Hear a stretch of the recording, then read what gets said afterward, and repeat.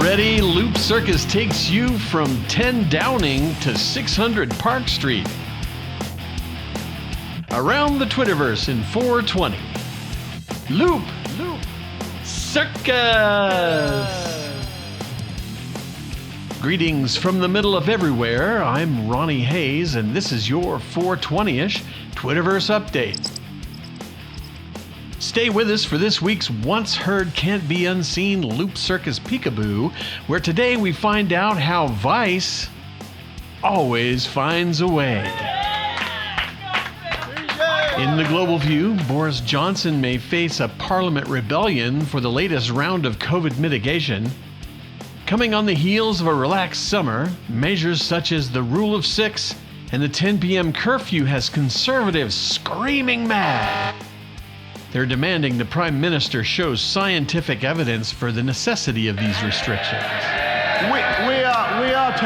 We are taking the tough decisions that are necessary, imposing restrictions, which we don't want to do, Mr. Speaker, but imposing restrictions locally and nationally to fight the virus, to keep young people, keep kids in education, and keep the bulk of our economy moving. In America the Beautiful, experts are scrambling for logical explanations as to why the president would cut off negotiations for a pandemic relief bill, then walk it back on the same day. When asked about the whiplash, Karen Petro, a Washington-based financial consultant, could only think of Trump's penchant for, quote, always negotiating, end quote. Like, sometimes you just gotta take your ball and go home. Am I right?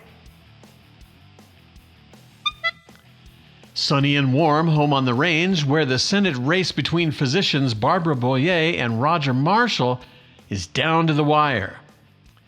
Kansas hasn't had a Democratic senator since 1932, and with control of the Senate in the balance, a lot is riding on this tight race.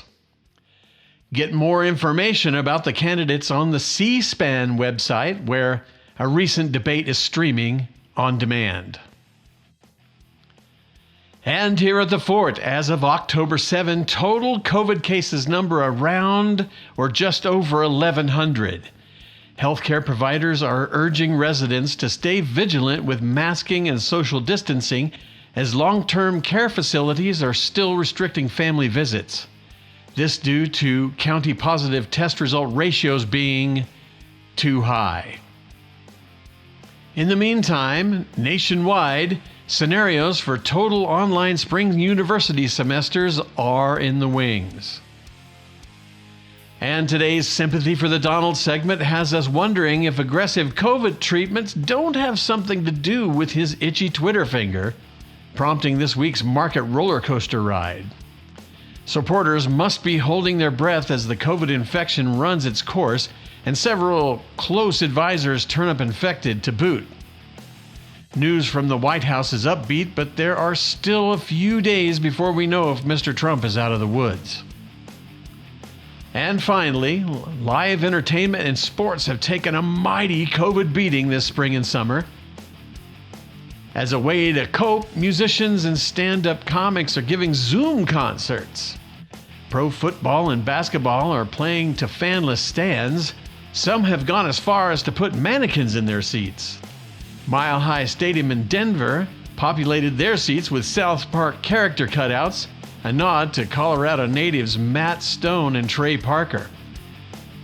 But in Vegas, the skin trade ain't about to go virtual. Want to see a total nude striptease from the seat of your car? Boom! Drive-up window stripteases at Little Darlings. Leave it to Vegas, keeping it real. And now you know one example of how Vice always finds a way.